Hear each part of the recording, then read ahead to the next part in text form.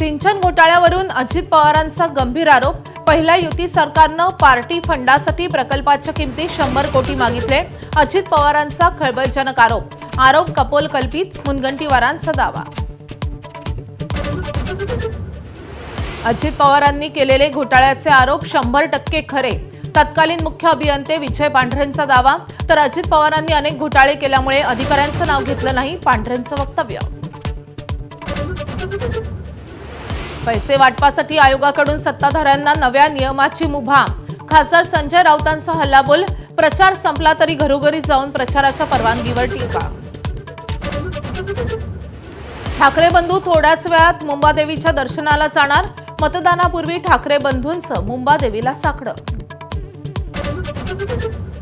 डोंबिवलीतील भाजप शिवसेना राडा प्रकरणी शिवसेनेच्या उमेदवार नितीन पाटील आणि रवी पाटील याला अटक। प्रभाग क्रमांक 29 मध्ये भाजप पदाधिकाऱ्यांकडून पैसे वाटल्याच्या आरोपांवरून दोन्ही बाजूंच्या कार्यकर्त्यांमध्ये तुफान राडा, 5 जण गंभीर जखमी।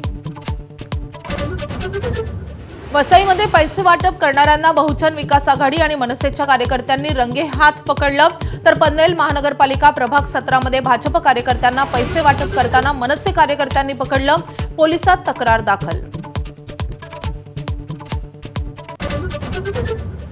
सोलापूरच्या सिद्धरामेश्वर यात्रेला लाखोंची गर्दी। आज होमप्रदीपन आणि भाकणूक। कालच्या अक्षता सोहळ्यातल्या सत्यम सत्यम आणि दिंडम दिंडमचे निनाद आजही सोलापूरकरांच्या कानी।